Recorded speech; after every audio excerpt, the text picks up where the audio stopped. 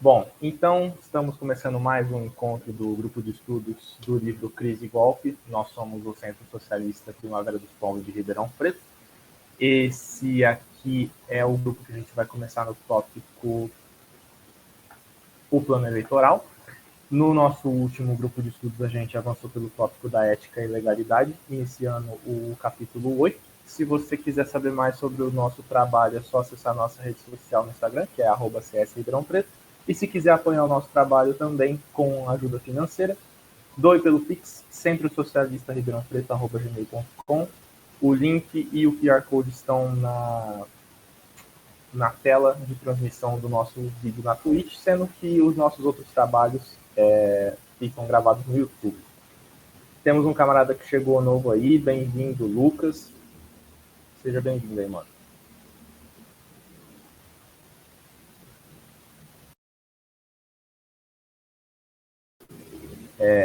Eu vou apresentar o texto, vou compartilhar minha tela.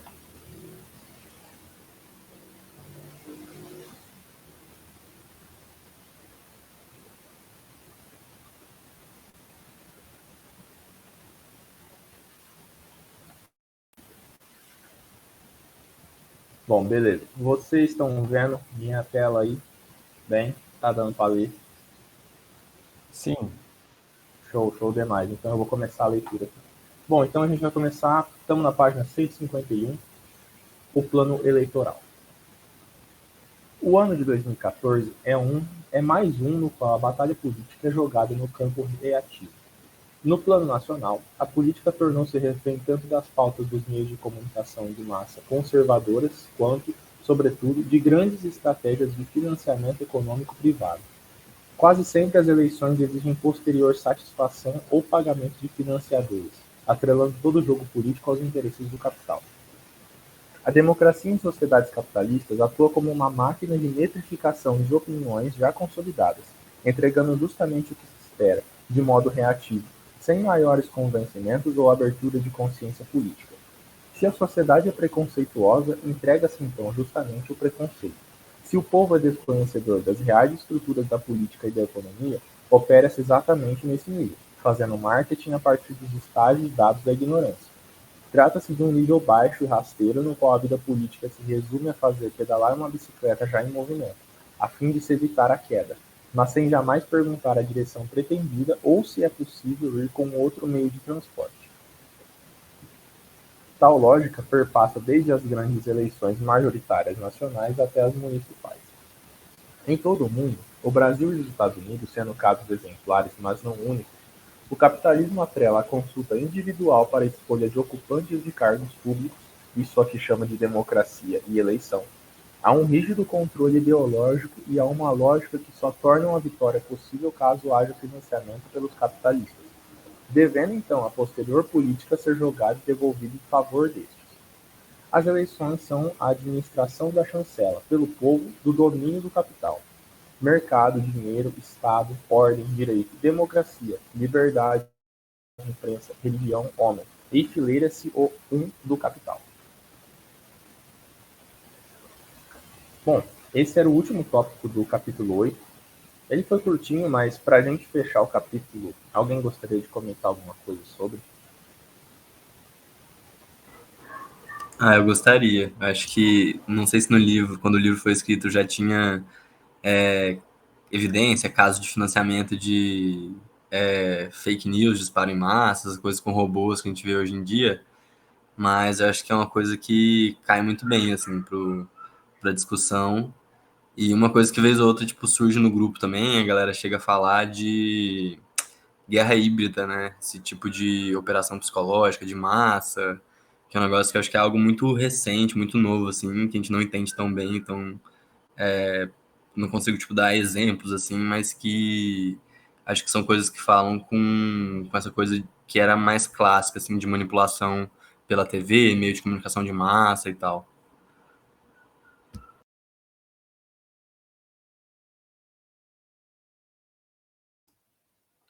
Eu acho que eu tenho um comentário também. Não sei se vai ter relação com exatamente o que o capítulo está nos dizendo, mas Eu venho percebendo, né? Eu acho que isso ficou muito nítido para nós nessas eleições de 2022, mas também na de 18, enfim, que foram as eleições mais despolitizadas, né? Pelo menos aqui no Brasil. E eu acho que isso, de uma certa forma, tem uma razão de ser, né? Uma coisa que eu venho percebendo também é que não há mais debate entre planos societários, planos econômicos dentro da disputa política, né? Não sei se vocês perceberam isso, mas é muito engraçado. A gente vai assistir o debate e, sei lá, 2 horas que seja de debate, assim, os candidatos passam apenas trocando xingamentos e falando das inações ou ações dos outros, mas não há um plano, não se discute realmente um plano econômico, né? A campanha do PT não fez isso, tampouco a campanha da, da extrema-direita, né? Se a do PT não fez, a da extrema-direita muito menos, né? Se reduziu a jargões religiosos, jargões exaltando certas maneiras de pensar do cidadão médio brasileiro, né? E eu acho que esse esvaziamento, né, ele é um dos próprios propósitos do capital, né? E o que é mais complicado, né, na minha opinião ainda, é que não há discussão de um plano econômico, né? A campanha do PT, ela não discutiu economicamente, não apresentou um plano econômico. Isso não sou eu que estou falando, né, mas é uma análise também do camarada Nildo Ourix. Acompanho um pouco o trabalho dele e gosto muito da perspectiva dele. Mas o PT ele não apresenta plano econômico, né? E isso tem uma razão de ser também que é clara, porque o plano econômico do petismo se reduziu basicamente a um plano liberal e de continuidade relativa do desmonte que a gente vem passando, né? Enfim, eu acho que isso é bem sintomático, né, do nosso modo de produção e do nosso atual sistema, né, da nossa conjuntura.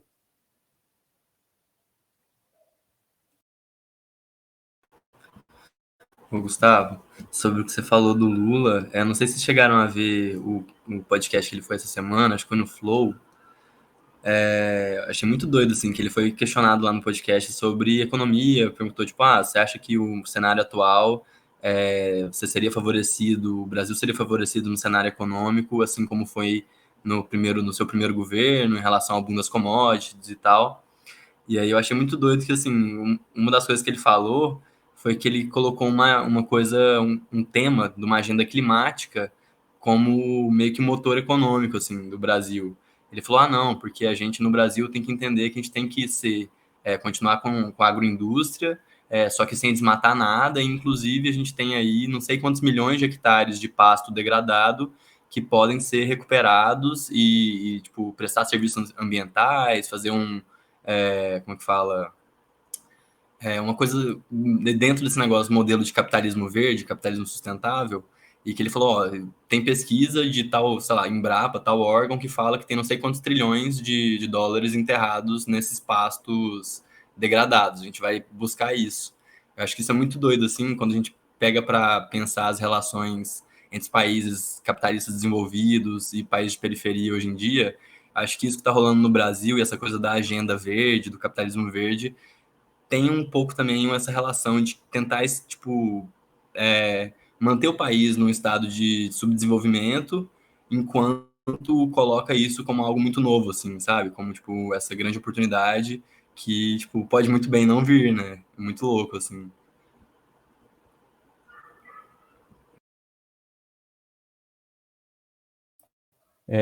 Eu acho que esse é um ponto muito interessante que você tocou, né? E eu concordo plenamente. Eu acho que, por mais que essa transição energética ela é necessária por uma por uma exigência externa, né? Exigência da própria reprodução do capital, né? Porque o capitalismo precisa de pessoas para explorar, e se o capitalismo destrói a natureza e mina as condições de existência da vida humana, ele vai minar as próprias condições de existência. Então, essa transição energética ela é necessária para o capital, mas até que ponto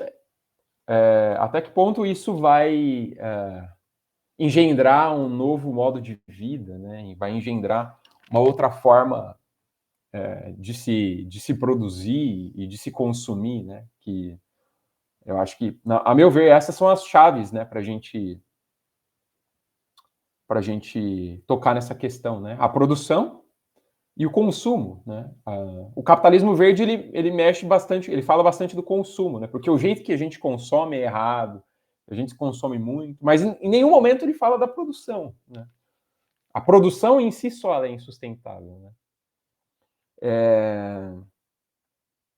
Eu li recentemente um artigo no Jacobin muito interessante que falava sobre isso também. Não lembro o nome do autor, mas ele estava comentando uma obra sobre de uma autora americana, eu acho, que comentava sobre isso, né? E agora, assim, né? Falando de plano econômico e plano político, né? Eu acho interessante, né, que o Lula colocou isso. A questão é como que ele vai fazer isso, né? Como que ele vai viabilizar isso? Dentro de uma economia de capitalismo dependente, de produção de commodities, de exportação, no país altamente desindustrializado, não tem independência alguma para um país que está passando por um desmonte do setor público, né? Como que ele vai fazer? Como que ele vai viabilizar isso? Com parceria com empresa privada? Eu acho que é bem... A nível de discurso, assim, né, soa bastante progressista, mas se a gente parar para pensar, algumas problemáticas elas aparecem aí para a gente.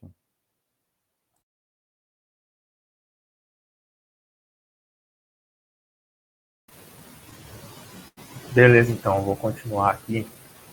Agora a gente vai começar o capítulo 9, que é o Judiciário na Berlinda. O direito e o poder judiciário passaram a despertar atenções políticas e culturais no Brasil. Seus personagens não são mais apenas burocratas indistintos.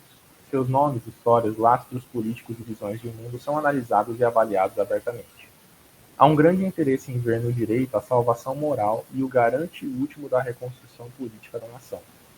Além disso, há também um público especializado cada vez mais ávido por conhecer as entranhas da vida jurídica. Com a explosão dos cursos de graduação em Direito, milhares de bacharéis se formam todos os anos, tendo o direito positivo em suas instituições como horizonte de cultura. Exemplo dessa fixação na vida jurídica nos dias atuais, a partir do chamado escândalo do mensalão, são os ministros do STF, cada vez mais no centro das atenções. No entanto, mesmo sendo a última moda na pauta da análise, esqueci de projetar, perdão, tinha tirado a projeção.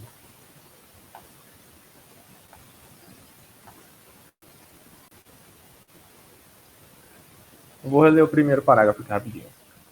O direito e o poder judiciário passaram a despertar atenções políticas e culturais no Brasil.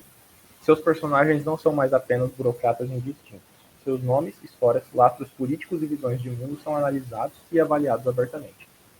Há um grande interesse em ver no direito a salvação moral e o garante último da reconstrução política da nação. Além disso, há também um público especializado cada vez mais ávido por conhecer as entranhas da vida jurídica. Com a explosão de cursos de direito, milhares de bacharéis se formam todos os anos, tendo o direito positivo e as suas instituições como horizonte de cultura. Exemplo dessa fixação na vida jurídica atual é o chamado escândalo do mensalão. São os ministros do STF, cada vez mais no centro das atenções. No entanto, mesmo sendo a última moda na pauta da análise política e social do presente, há um déficit de profundidade e crítica para o entendimento do fenômeno jurídico e de suas instituições. O poder judiciário não é apenas a caricatura de seus magistrados. O direito tampouco é a límpida técnica cidadã que o bacharel aprendeu em sua faculdade. Há uma ligação indissolúvel entre direito, Estado e capitalismo. É justamente o específico vínculo que os une que há de revelar o segredo por trás do judiciário e das normas jurídicas. Somente a crítica pode ultrapassar a superficial berlinda da pauta judiciária de hoje. Como essa é a introdução do capítulo, eu vou ler o primeiro tópico para a gente discutir tudo junto depois. O primeiro tópico é direito e capitalismo. Tradicionalmente, o pensamento jurídico se contenta com uma explicação a respeito de seus fundamentos que é juspositivista. O direito é identificado como um conjunto de normas impostas pelo Estado. Por isso o termo juspositivismo, direito posto. Trata-se de uma leitura insuficiente do fenômeno jurídico, na medida em que o toma apenas por sua manifestação superficial. O conjunto das normas jurídicas não é um mero ato voluntário e gratuito do Estado. As instituições jurídicas se apresentam, historicamente, como dados necessários das relações sociais capitalistas. Marx, em O Capital, é o pioneiro em desvendar tal ligação, e Pachucanes, em Teoria Geral do Direito e Marxismo, sistematiza tais vínculos. A forma jurídica é reflexo da forma mercantil. As sociedades pré-capitalistas não se estruturam por meio de formas jurídicas. O modo de produção escravista é de exploração direta. A força do senhor junge o escravo a si. Cessando a força, acaba a dominação. O feudalismo, por sua vez, também é de exploração direta. O mando do senhor feudal ao servo não é contrato, não é intermediado por instrumentos jurídicos, não pode ser exigido e executado em tribunais. O que no passado se denomina por direito é um fenômeno incidental, muito ligado à religião e aos costumes morais. É no capitalismo que a forma jurídica surge e se institui com plenitude. A mercadoria exige o direito porque é transacionada. O contrato, que permite a troca, é um instrumento jurídico. Se o mercantilismo já dá os indícios de tal associação necessária entre capitalismo e direito, será a forma de exploração do trabalho que a deixará patente. No capitalismo, para que o trabalhador seja levado ao trabalho e ali explorado, o instrumento por excelência de tal vínculo é a forma jurídica. Por meio do contrato de trabalho, trabalhador e capitalista são tornados equivalentes, transacionando e estabelecendo vínculos graças à autonomia da vontade. Para que o capitalismo se estruture em termos de exploração do trabalho assalariado, surgirá a figura central do sujeito de direito. Assim, ao portar os direitos subjetivos e poder assumir deveres por meio de sua própria vontade, o trabalhador encontra o melhor meio de submissão ao capital. O trabalhador não mais é coagido fisicamente ao trabalho, como na escravidão antiga. Agora ele próprio, porque despossuído por completo dos meios de produção, põe-se em marcha para querer ser explorado. A categoria sujeito de direito, celebrada como a anunciadora da nova era dos direitos humanos, é, na verdade, a forma necessária por meio da qual a plena reprodução social capitalista se assenta. O mesmo se dá no plano político. O sujeito de direito, aquele que se vende ao capital, passa a ser considerado perante o Estado cidadão. O velho poder absoluto dos senhores dá lugar à moderna estrutura política estatal, referenciada nos limites do direito. O Estado faz do sujeito cidadão e, ao reconhecê-lo como tal, não poderá ultrapassar os limites dos direitos subjetivos que lhe atribui. Politicamente, então, o Estado passa a ser controlado pelo direito. Os poderes do Estado são divididos em múltiplas instâncias. A competência dos agentes estatais só pode ser aquela prevista normativamente. A legalidade é o horizonte das possibilidades do Estado. Trata-se de uma história ideal e fantasiosa, como também o é a narrativa de que o sujeito de direito e o direito subjetivo surgiram como garantidores da individualidade e da dignidade humana. No plano político, a cidadania é a forma por excelência da administração política das sociedades de economia concorrencial entre capitais. As classes burguesas não podem ter o poder político de modo imediato. Então, o público se distingue do privado por razões estruturais. O interesse do burguês individual não se presta a dar condições gerais à burguesia como um todo, e esta tampouco é onisciente de seus objetivos. O Estado, atravessado pela luta de classes, é estruturalmente um terceiro em face das relações entre indivíduos, grupos e classes. Justamente em razão das contradições de base na sociedade, ele é o garante não do bem comum, mas de determinadas relações de exploração capitalistas. É somente a partir disso que se pode desvendar a natureza dos poderes estatais, como o judiciário, nas sociedades capitalistas. Tais poderes não foram instituídos a partir de uma consciência intelectiva que tenha projetado um mundo de harmonia e bem comum. O poder judiciário, sendo distinto das partes em concorrência nas sociedades capitalistas, garante a reprodução dos termos gerais da exploração econômica. Se nas sociedades pré-capitalistas os senhores controlavam imediatamente os meios de julgamento dos que estavam sob seu domínio, no capitalismo tal função passa a ser reservada a um órgão terceiro, público, distinto formalmente dos indivíduos em contenda. O direito processual explica tal fenômeno, chamando-o de monopólio da violência nas mãos do Estado. A política liberal louva tal instituição, reconhecendo no poder judiciário a imparcialidade que, enfim, torna o direito técnico, mecânico e justo, entre aspas. Tal suposta imparcialidade, no entanto,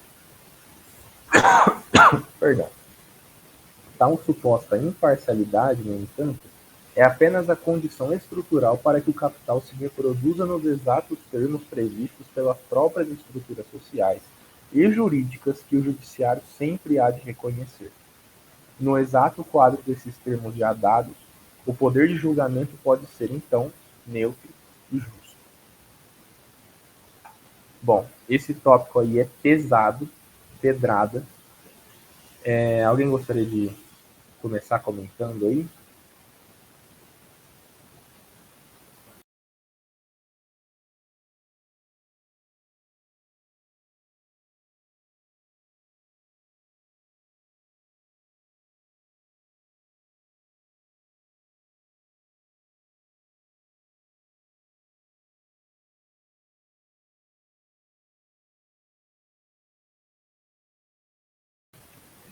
Bom, eu vou comentar o que eu havia pensado.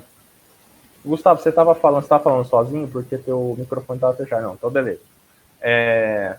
Eu fiquei bastante pensativo a respeito disso porque depois de ler esse livro, eu acho, não sei se vocês têm a mesma impressão, mas o quanto que a estrutura na qual a gente está imersa parece muito mais ideológica do que antes parecia.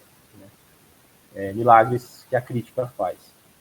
E isso é uma coisa que eu vejo muito na faculdade, assim, porque hoje, devido ao direito ser um entreposto, um intermediador entre a burguesia e o proletariado, torna muito mais difícil para que o proletariado perceba e veja e perceba, na real, observe o quanto que a exploração é executada, né?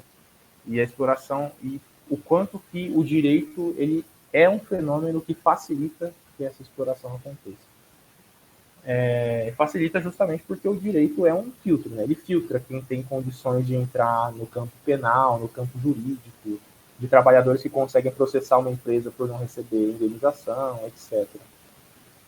Então é uma coisa que a gente tem que ficar bem esperto, porque justamente está em todo lugar, e quando ela se promove a fazer uma intermediação dita justa, ela se torna um instrumento que parece muito neutro, assim, que parece muito natural. E às vezes a gente acaba nem lembrando de que é uma coisa muito recente, de só alguns séculos de existência, que nem sempre existiu, nem sempre teve aí.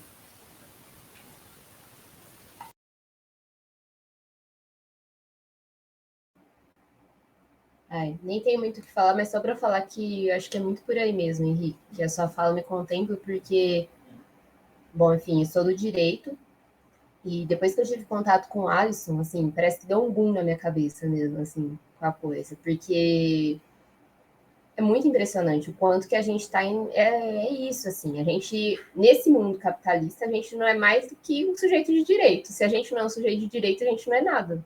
Tipo, é isso, assim. E por isso que a gente tem tantas pessoas que não são nada, né? Essa é a verdade. Infelizmente, dentro do capitalismo é meio por aí, assim. E até você falando, né, a respeito dessa questão das ações, que é muito isso, assim, né? Tipo, quantas pessoas, tipo, para começar, né? Ninguém pode dizer que não conhece a lei. Tipo assim, a gente tem que saber da lei, mesmo que quase ninguém saiba. Na verdade é essa, assim, se você não estuda e ainda estudando, é impossível a gente saber tudo que está na lei, né? E, tipo, um dos princípios básicos do direito é isso. Se você for preso, você não pode alegar que você não sabia sobre a lei. Então, tipo, é umas coisas que, enfim, muita coisa, assim, pra gente pensar que meio que a gente automaticamente acha que é assim, sempre foi, e que não é, né? Então, meio por aí. Só para retificar o que o Henrique estava falando. E se quiser, eu posso continuar lendo também depois. Eu já acabei aqui.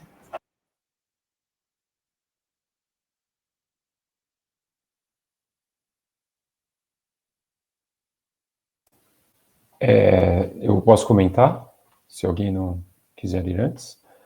Eu gostei bastante da sua fala, Ana, porque você tocou num ponto, né? Foi mais ou menos o seguinte, né? No capitalismo, somos apenas sujeitos de direito, né? E ser sujeito de direito se resume a você poder escolher por quem e onde você vai ser explorado, né? Eu acho que isso é algo muito... É bastante... é bastante... Me faz pensar muito, né? É algo bastante... É para se pensar muito, né? Essa questão. E eu queria ressaltar algo muito interessante, né? Que o Alisson fala aqui sobre as instituições jurídicas enquanto dados necessários das relações capitalistas, né? O Marx, ele tem, na ideologia alemã, ele coloca, eu acho, é genial, né? Porque é quando ele está mostrando a concepção histórico e dialética, a concepção materialista da história, né? Então ele parte dos pressupostos, né, de que antes de fazer história, os indivíduos devem estar em condições de fazê-la, né? E para isso ele precisa satisfazer certas necessidades materiais, que é comer, beber, se vestir, e assim vai, né? E para satisfazer essas necessidades, ele entra em determinadas relações, que são as relações de produção, né? E na medida em que a gente institui, né, que o ser humano institui essas relações de produções, erige-se, essas relações de produções são a base econômica da sociedade. E a partir dessa base econômica, se institui uma superestrutura jurídica. Essa superestrutura jurídica nada mais é do que as instituições jurídicas, né? O direito, o Estado, enfim. Tem muita gente que, por conta disso, fala que o Marx é um grande economicista, né? Mas a questão em Marx é a síntese das múltiplas determinações, né? Não é que a economia determina as nossas representações, mas é uma síntese de múltiplas determinações, né? Envolve as nossas relações, as nossas próprias representações, isso vem a se resolver numa dialética. E é muito interessante quando ele fala, né, aqui que ele compara as sociedades pré-capitalistas, né, a dominação, a exploração que é viabilizada pela dominação direta, não tem lei para isso, né? Enfim, esse direito, esse contrato, ele não é executado em tribunais, mas ele está ligado às tradições da própria sociedade, né? A religião, a acreditar que os senhores têm esse direito divino. E como que no capitalismo, por meio da forma jurídica, por meio dessas instituições jurídicas, se equiparam os trabalhadores aos capitalistas, né? Equipara-se aqueles que dominam os meios de produção àqueles que dominam apenas a força de trabalho, né? Aqueles que estão condenados apenas a vender a própria força de trabalho para reproduzir as condições materiais, reproduzir as suas próprias condições materiais de existência. E eu acho isso muito problemático, né? Porque por mais que juridicamente esses dois agentes sociais sejam equiparados, né? A realidade, ela mostra coisas diferentes para a gente, né?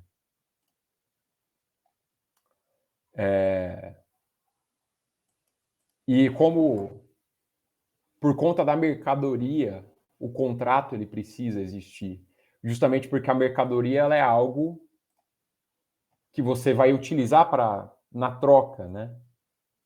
lembrando que no pré-capitalismo, por mais que existisse, nos modos de produção pré-capitalistas, por mais que existisse troca de mercadorias, essa troca ela não ocupava uma posição central no sistema econômico, mas era algo bem...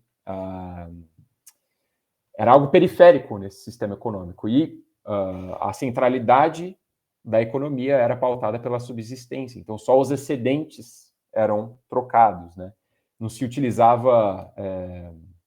não existia uma base monetária para isso. As bases monetárias, as moedas, elas eram basicamente para você medir, não era algo pelo qual você trocava, né? Então, isso quem fala também é o João Bernardo, que eu estava comentando com vocês anteriormente. E então, como a troca de mercadorias nas sociedades pré-capitalistas, elas não ocupam posição central, não havia necessidade de se criar contrato para isso, né? Porque era justamente, ocupava uma posição periférica. No capitalismo, como o centro da produção, o centro dessas relações, dessas novas relações econômicas é a troca, se precisa criar, então, esse instrumento, né, que vai viabilizar o contrato entre as partes, né? Então, eu acho isso muito, muito interessante, porque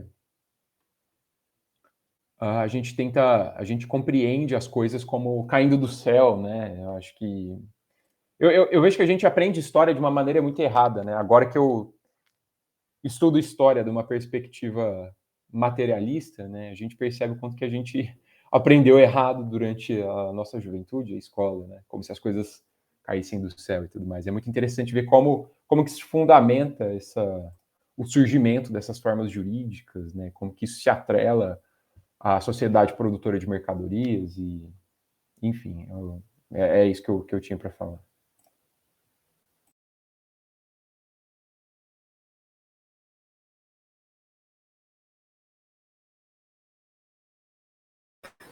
Ô, João, só ia deixar. Ô, João, não, ô, Gustavo, só vou deixar um comentário aqui, uma indicação de livro, na real. Que eu acho que que você falou sobre essa maneira como a gente aprende história, uma maneira muito que, sei lá, a visão que eu tenho que essa visão liberal da história passa, tem alguns acontecimentos históricos que, sei lá, às vezes passam a visão de que, olha, nesse momento a sociedade se reuniu e decidiu que a partir de então não era mais aceito tal coisa, né? Tipo, a escravidão não é mais aceita, ou sei lá, isso deixa de fora essa parte das lutas, da parte da briga de classe, da luta de classes como sendo o motor da história e tal. Eu acho tipo, que essa ideia é uma ideia muito presente num livro muito famoso, aquele Sapiens, que eu já li, um livro super legal, mas eu acho que uma coisa tipo, que eu achei mais legal que o livro foi quando eu vi uma crítica marxista ao que é apresentado ali, que é realmente isso de, tipo, nossa, entender que, sei lá, ele coloca ali que a religião, o dinheiro e o Estado são os três elementos fundadores da modernidade, né? Só que ele coloca isso de uma maneira, às vezes, que parece que, olha, não, a sociedade, sei lá, sentou ali numa mesa, todo mundo decidiu que o melhor era seguir esse caminho aqui, e desde então a gente está seguindo isso. E tem, tipo, umas palestras do autor lá, do Harari, uns TED Talks e tal, que ele chega, tipo, a falar que, assim, tipo, olha, a gente tem que lidar, a humanidade vai ter que lidar em algum momento com o fato da gente viver em um mundo separado, que é um mundo, sei lá, ele dá um exemplo do chimpanzé, por exemplo. Ele fala, ó, para um chimpanzé nunca vai fazer sentido você dar para ele uma nota de papel, falar que aquilo vale, sei lá, 5 bananas, e que no futuro ele vai poder trocar aquilo por bananas. Ele vai querer sempre algo que está ali de imediato, né? Ele quer algo material, ele quer as bananas em si. E aí ele coloca o Estado, a religião e o dinheiro como sendo os fenômenos sociais que vão estar por trás dessa coisa de trazer a cultura, trazer a sociedade para um funcionamento mais longe da materialidade, assim, das necessidades mais materiais. E tem um livro muito, muito legal que foi lançado, acho que em 2020, que o autor do livro até morreu durante a pandemia, chama David Graeber. É um antropólogo inglês, que ele não chega a ser marxista, eu acho, mas anarquista, assim, mas que ele tem um livro que chama The Dawn of Everything, é o Nascer de Tudo, que vai um pouco numa crítica contra o Sapiens também, sabe? E é muito doido, assim, que tem algumas coisas que a gente olha, às vezes, com um olhar anacrônico, com um olhar de hoje, e acaba interpretando errado, né? Tipo, você falou da parte de mercados e tal. Uma coisa que eu lembro de já ter visto, assim, do pessoal falar que a gente interpreta hoje em dia de uma maneira equivocada, são o próprio Código de Hammurabi, que muitas vezes as pessoas colocam como sendo o primeiro registro escrito de leis e tal. E aí depois eu vi esse antropólogo, explicando o Código de Hammurabi, tipo, igual você falou, igual o Alisson falou no livro. Antigamente não existia um aparelho estatal, o julgamento era feito pelo próprio monarca lá, pelo próprio rei. E tipo, o Código de Hammurabi, ele é mais uma lista de julgamentos que o rei fez do que uma generalização, um código de direito ali, sabe? De que, olha, toda vez que tal pessoa cometer tal crime, essa será a punição. Então, é uma coisa que vai muito mais para esse lado, assim, de registro do que de ter um aparelho jurídico ali, tipo, igual a gente tem hoje.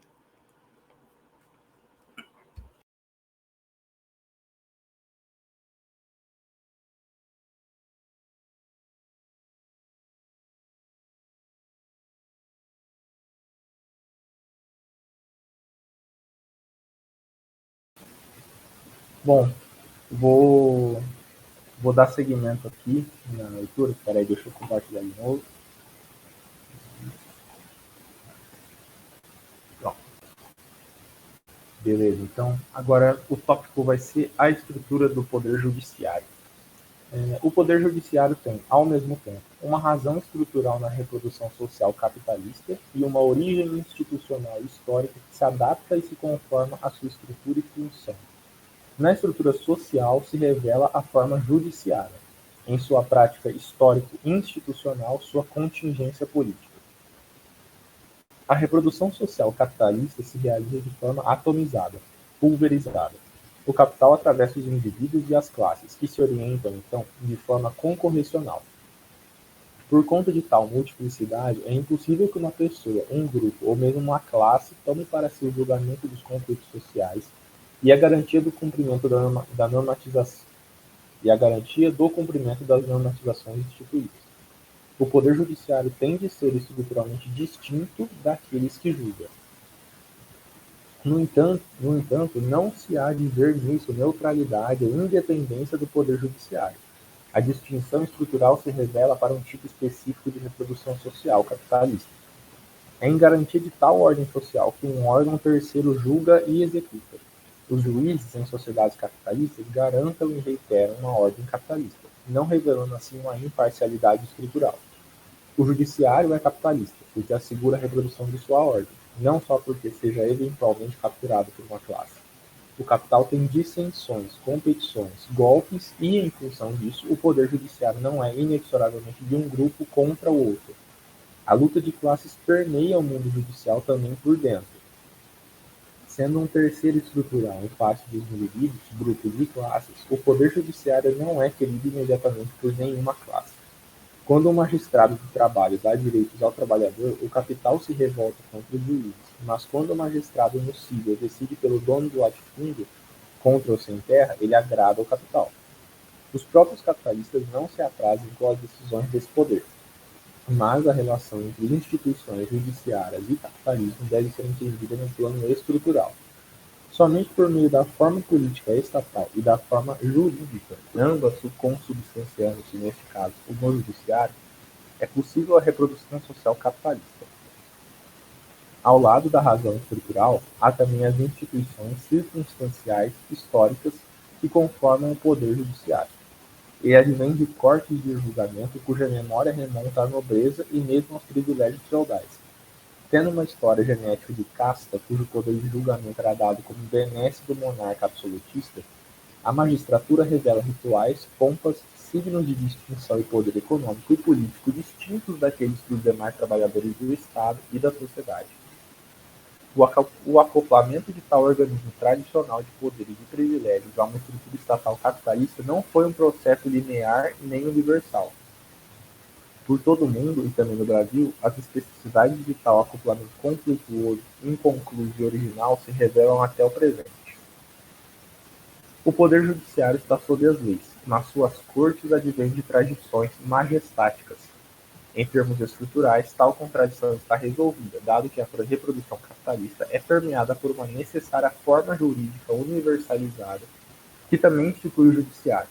Mas os nichos majestáticos persistem, revelando algumas disfuncionalidades em relação a tal universalidade jurídica.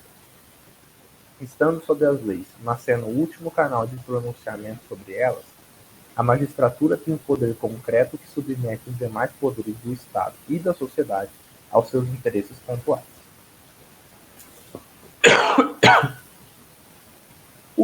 O acoplamento entre estruturas de reprodução social capitalistas e tradições institucionais privilegiadas e majestáticas revela as contradições dos próprios tais liberais positivistas do mundo jurídico.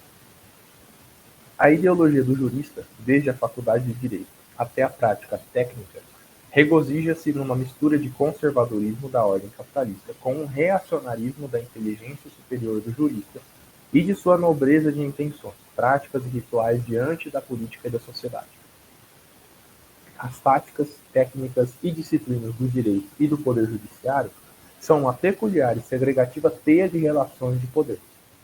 O teatro da ritualística jurídica até hoje se casa ideologicamente, sem maiores contradições, com uma ordem legalista universalista e técnica justpositivista.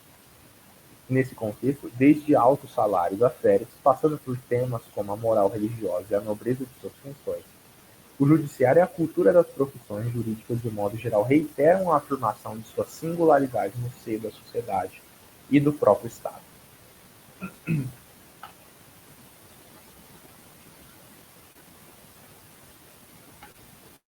Bom, eu acho que uma das coisas importantes que ele traz aqui, que ele já falou num tópico do outro capítulo, mas serve como chave de leitura para a gente, é a presença da moralidade nas análises sociais. E eu percebo que, não sei se só no nosso país, mas talvez no mundo todo, a presença de uma análise moral do trabalho que é feito pelo judiciário dá a ele uma credibilidade bastante grande.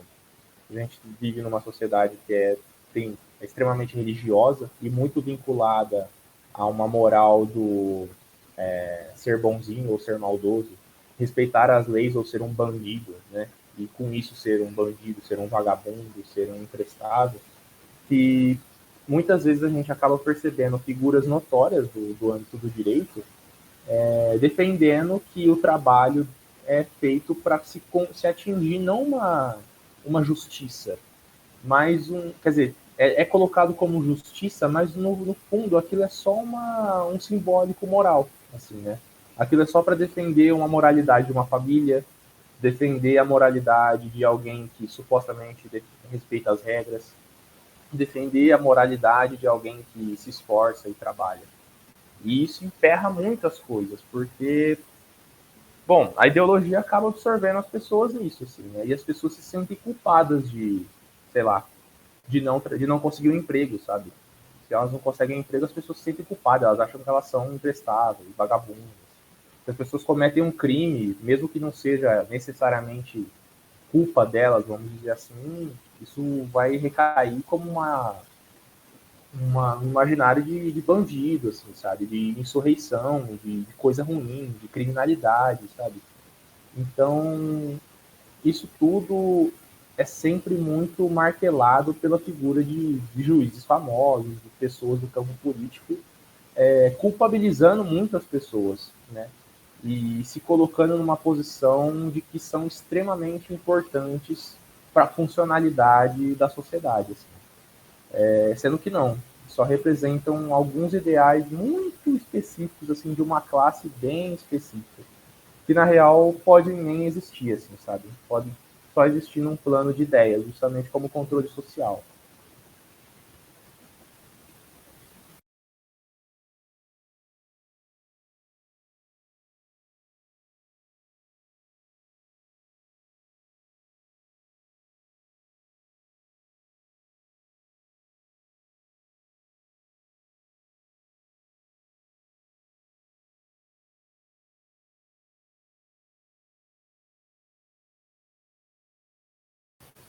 Alguém quer comentar mais alguma coisa sobre esse tópico?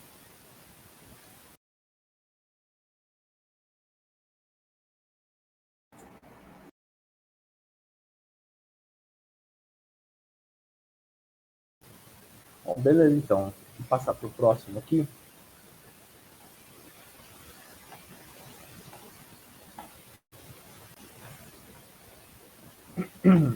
Alguém consegue continuar lendo? Minha garganta anda meio ruim aqui. Eu posso ler. Tá bom, beleza. Então. Na Berlinda, o Judiciário. Com base nesse pano de fundo, de suas razões estruturais e de suas instituições históricas concretas, a análise dos movimentos do poder judiciário brasileiro nas últimas décadas pode ser feita de modo profundo e crítico. Em crítica da legalidade e do direito brasileiro, aponto que o direito brasileiro contemporâneo e as instituições judiciárias enfrentam tensões específicas com a ditadura militar, a democratização e o neoliberalismo. A ditadura asfixia os direitos individuais e sociais, gerando, eventualmente, uma resistência de setores de juristas no campo judiciário. Com a Constituição Federal de 1988, o movimento de arejamento jurídico alcança o poder legislativo, com normas mais progressistas que as da ditadura. Então, o custo da resistência ao progressismo jurídico, enfrentando tais normas e a Constituição, torna-se mais alto. O neoliberalismo, a partir da década de 1990, há de negar, no varejo, as eventuais conquistas ganhas no atacado com a Constituição.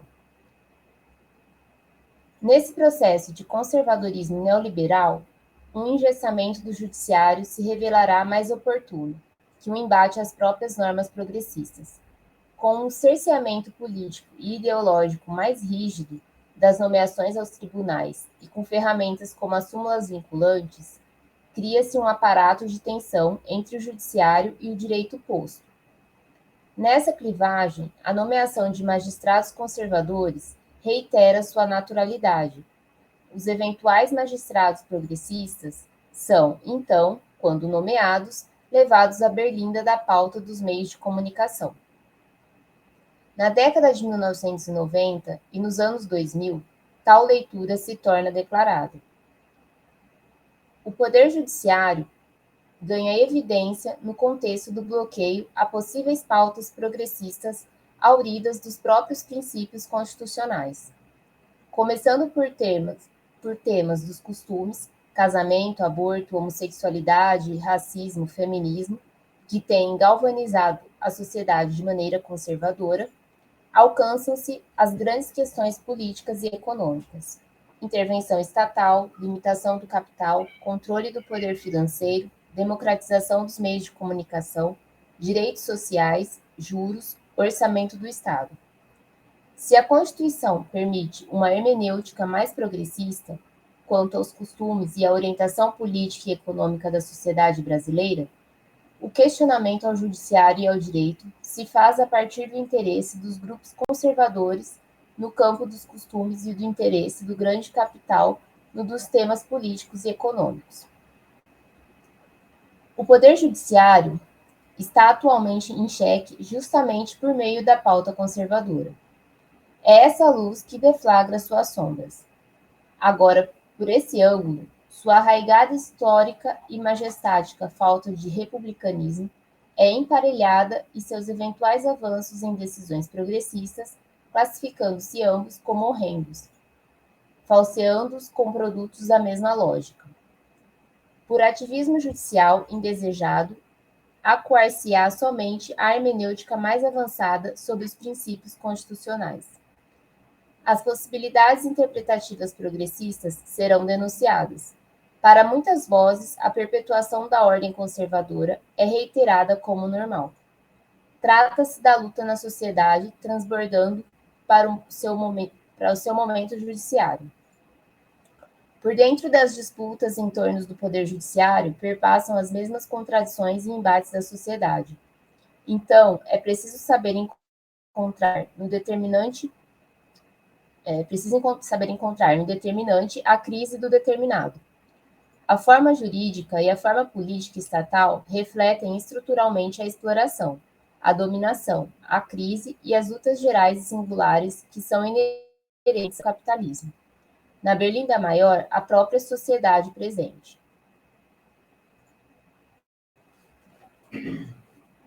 Acho que dá para parar, né? Antes de começar. Não sei se também se a gente começar hoje ou não, né? Esse próximo tópico, que acho que é o último.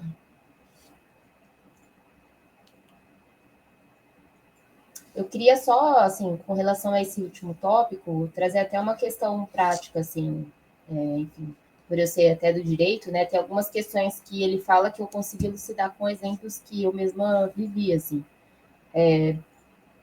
Dentro da Justiça do Trabalho, por exemplo, né? Ele fala de algumas questões do quanto que há boicotes dentro da instituição, né? Do judiciário, às frentes progressistas e que o conservadorismo acaba conseguindo alçar altos postos, né? Enfim, o que acontece na sociedade no geral, né? Mas no judiciário não é diferente.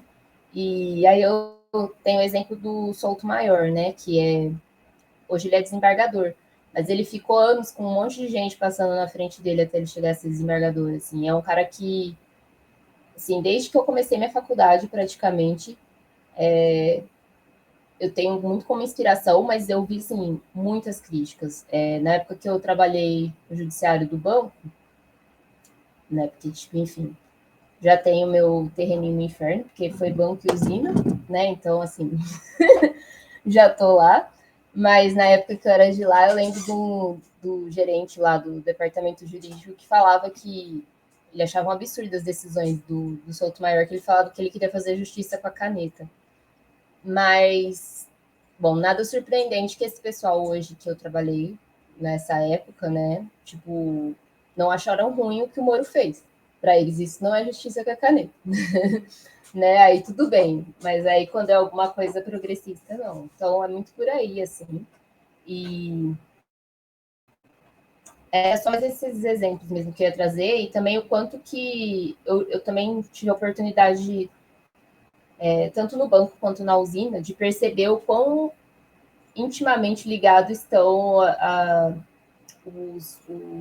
principalmente o pessoal da alta, assim, né?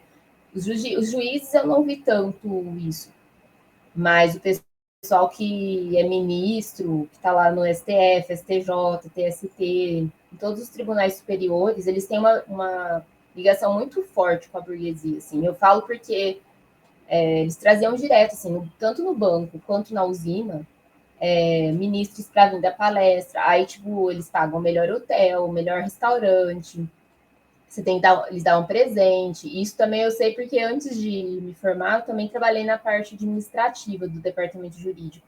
E aí, tipo, era a gente que faturava, era a gente que ia atrás de contratar as coisas para eles. Enfim, era uma coisa assim maluca. E eu lembro também, na minha última experiência, quando estava advogando, foi para a usina, foi bem na época de tudo, assim, né? 2013, estourou tudo aquilo, e depois com o impeachment da Dilma. E tinha uma questão no escritório que eu trabalhava que era muito recorrente, que era pedido de chama, gente, fugiu agora, de horas inetine, que é quando, principalmente no campo, né, que acontece isso, porque os profissionais saem muito cedo para trabalhar e aí tem o ônibus da usina que pega eles, tipo, 5 horas da manhã. Eles chegam lá no lugar para trabalhar 7 horas. Então, essas 2 horas era contada como tempo de trabalho, horas in itinere. E aí, tipo, o supervisor lá do escritório, né? Tipo, o gerente lá do escritório, fez uma reunião com a gente e falou assim: ah, não, porque a gente vivia levando. Tinha um monte de condenação disso daí, assim, que as usinas não respeitam mesmo o pagamento. E aí ele falou assim: não, isso daí pode ficar tranquilo, porque já está sendo visto isso, já tem informação de que isso daí vai ser resolvido, que já era a questão da reforma trabalhista que já estava saindo, enfim. São coisas que são decididas antes da gente saber. E antes, assim, tudo já é decidido, né? Tipo assim, lá por cima, e com o judiciário envolvido, com a burguesia envolvida. Então, assim, são coisas muito bizarras, assim, de assim, é quase que inacreditável mesmo. Assim, a hora que eu presenciava essas coisas, acho que eu ficava num estado meio que. Mas eu tô ouvindo isso mesmo, assim, tipo, de tão bizarro que é as coisas. Mas enfim, só retratando aí algumas questões. Menos teóricas, mais exemplificativas.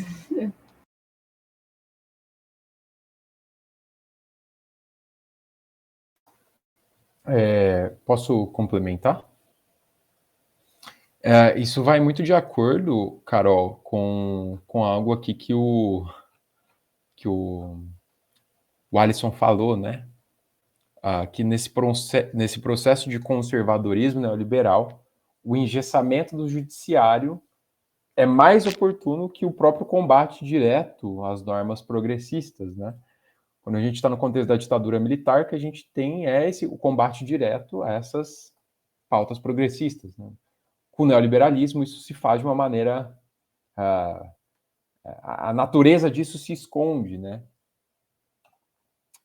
Então, o judiciário, ele muito mais se ingessa do que combate abertamente. E isso é nisso que reside o triunfo do neoliberalismo no ataque aos direitos, né? Como se, e ele até fala isso aqui no livro, né? Como se a defesa dos princípios conservadores fosse o normal, né? E a perpetuação da ordem conservadora como se fosse o normal. Isso é muito, muito sintomático. Eu acho que tudo isso que você falou, assim, esses exemplos concretos que você deu, muitos dos quais você já participou, acho que expressam bastante esse engessamento, né? Então, como assim o cara defendendo pautas progressistas está fazendo justiça com a caneta, mas o outro lá prende o político sem prova alguma, né? Prisão política, então é legítimo, né? Então, assim, isso evidencia muito a contradição, né, entre do direito que está aí posto a constitucionalidade capitalista, né? Expressa suas contradições.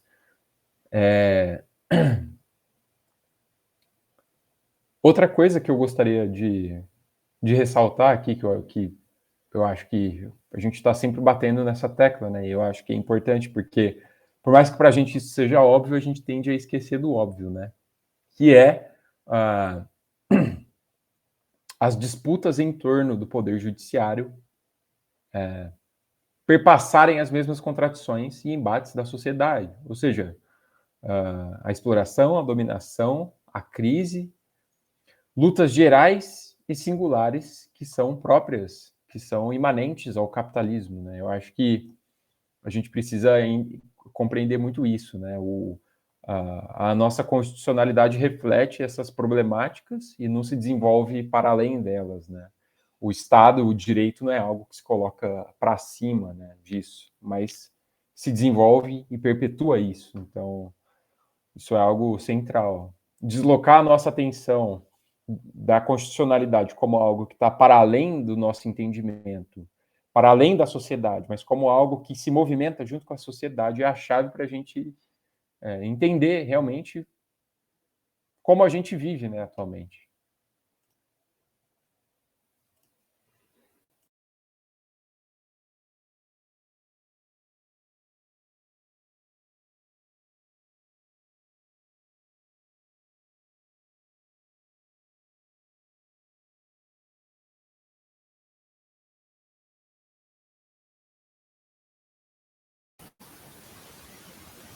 Bom, vocês acham que é válido a gente explorar o primeiro tópico do próximo capítulo? Ou vocês querem deixar para a gente começar o próximo capítulo no próximo encontro?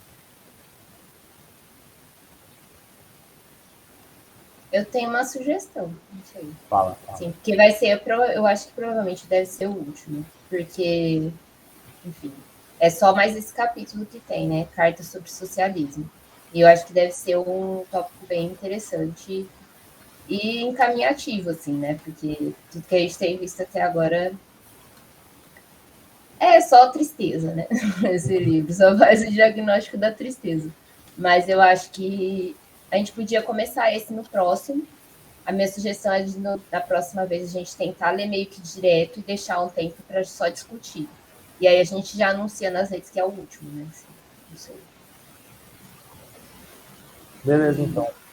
Eu acho. E aí só, assim, mais uma coisa que, conforme o Gustavo foi falando, eu lembrei de uma outra coisa relativa as questões do direito, né, que eu já vivenciei, que é na justiça do trabalho também, quando eu estava no banco, enfim, e na própria contato com as usinas, enfim, advogando para a usina, eles têm cálculos feitos, assim, de o quanto que é mais vantajoso alguns direitos serem suprimidos, assim, durante o contrato de trabalho, porque nem todo mundo depois vai entrar com uma ação e, tipo, assim, sabe, assim, tipo, suprime, porque depois, tipo, o tanto que você vai levar de condenação depois compensa suprimir esses tantos, assim. Então, tipo, é muito louco, assim, a gente pensar que não tem justiça mesmo, né? Eu sei que pra gente é bem óbvio, mas eu acho que pra sociedade no geral, e, tipo, eu fiquei muito impactada quando eu comecei a perceber como que a coisa era, assim. Que não é uma questão que vai adiantar a gente denunciar isso, ou... E hoje eu acho que até... Eu acho que isso também é uma coisa do neoliberalismo, né? E ele coloca aí no livro, né, da questão do capitalismo ser uma servidão que a gente mesmo se propõe a estar fazendo aquilo, né? Tipo, eu não lembro exatamente, mas acho que o Henrique leu hoje mesmo sobre isso, né? De no capitalismo não é escravidão, é quase que uma escravidão voluntária, assim, né? A gente se voluntaria para fazer o negócio. E é meio que isso, assim, porque é sério, assim, de um tempo para cá, o que eu tenho visto, assim, eu também cheguei a trabalhar em Mococa e pegava carona. Aí o cara que me dava carona, ele trabalhava na Coca-Cola, aqui em Ribeirão. Ele justificava o tempo inteiro, assim, falando que as coisas estavam difíceis para as empresas e, tipo, sabe, assim, querendo defender mesmo a parte da empresa. E é uma visão, assim, que não sei, assim, é muito louco a gente pensar como que chegou nisso, né? E, assim, é uma dependência mesmo do trabalho, assim, né? Um medo muito... É claro que não é louco, né? Porque, infelizmente, é isso, né? Quem não trabalha não tem salário, quem não tem salário não consegue sobreviver, praticamente. Então, eu acho que é disso que vem, assim. É mais fácil aí a pessoa virar uma reacionária mesmo, né? E partir para o fascismo, do que ela refletir que não, putz, quem está dependendo aí é o patrão, que depende do meu trabalho, não o contrário, né? Essa reflexão, ela é um pouco mais trabalhosa, porque ela te tira de um lugar de conforto, né? Um lugar, não conforto, um lugar de experiência já conhecida, né? Eu acho que é um pouco isso, para você saltar para uma coisa que você não conhece, que, enfim, criam vários fantasmas, né, a respeito. Então, é louco pensar nisso. É isso. Posso comentar? Eu não sei se alguém quer falar anteriormente. Eu sinto que eu sou muito chato às vezes, porque, mano, eu sempre falo muito assim. Então, quando vocês quiserem, por favor, me interrompam. Mas essa tese, Ana, acho que, se eu não me engano, o Alisson fala sobre isso, né? De que o neoliberalismo ele impõe a autoescravidão, né? A servidão voluntária, a escravidão voluntária, é a tese também do Shu Han, né? Do Byung-Chul Han, na Sociedade do Cansaço. E só que existe a diferença que o Shu Han, ele não considera que a revolução socialista vai acontecer, né? Para ele a história acabou nisso, porque justamente as pessoas não conseguem mais ver o agente da exploração no neoliberalismo, né? Porque as formas anteriores do capitalismo, o capitalismo industrial, o capitalismo monopolista, a divisão de classes era bem assentada, então se conseguia ver muito bem quem eram os agentes da exploração e quem eram os agentes explorados. Hoje em dia, com o trabalho atomizado, as desregulamentações, os trabalhos autônomos, né, torna-se difícil que esses agentes sejam vistos, né? E por isso que as pessoas, eu acho que decorre daí, nesses momentos de crise, as pessoas se filiarem às manifestações extremas da direita, ao fascismo, né? Porque elas não conseguem entender que essas crises elas não são elas não são causadas pelas próprias relações econômicas, pelos próprios movimentos do capital, mas essas pessoas enxergam, né, ou elas são feitas enxergar grandes culpados, né? Então a gente está assim porque são as pessoas de esquerda que querem acabar com o nosso país, enfim, né? Então, isso decorre dessa visão de ver quem explora, quem ganha com a exploração da nossa força de trabalho e quem perde com ela, né? Fora isso, aqueles que trabalham teoricamente para favorecer essa visão da sociedade, como, por exemplo, na economia, os neo-ricardianos, né? Os neo-ricardianos têm uma análise que suprime a categoria valor, né? E a categoria valor, pelo menos, eu acho que não só na vertente marxista, mas eu acho que para o mundo em geral ela é importante porque é por meio do valor que a gente consegue quantificar a exploração, né?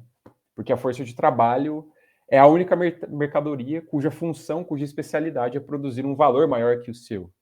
E é dessa diferença que vem o sobrevalor, né? E a apropriação desse sobrevalor é a exploração. Então, para além disso, existem ainda as filosofias, os conhecimentos burgueses, né? Que tentam legitimar isso, enfim. Então, é muito maluco realmente pensar nesses movimentos e, enfim, eu acho que justamente por isso que eu acho que o Alisson vai falar isso também, mas por isso é necessário a esquerda se reorganizar, né? E realmente propor alternativas e propostas para as pessoas comuns, para os trabalhadores, né? Fazer com que os trabalhadores percebam realmente. O embate ele é também teórico, né? Então a gente precisa estar bem colocado nessa discussão e, enfim, eu acho que muito, muito interessante poder refletir sobre isso coletivamente, né?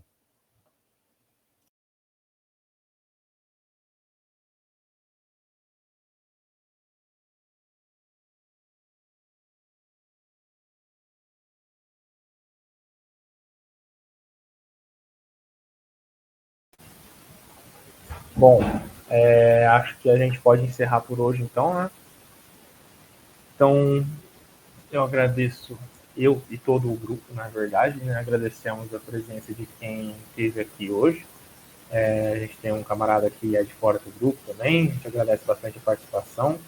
Se você gostou do nosso vídeo, gostou da transmissão, apoia o nosso trabalho, siga a gente nas redes sociais. E a gente espera que você acompanhe o nosso trabalho e também junte-se, organize-se com seus coleguinhas para fazer a revolução, porque é muito importante. E a gente continua daqui 15 dias fazendo a leitura do último capítulo, capítulo 10. Um abraço a todos e muito obrigado.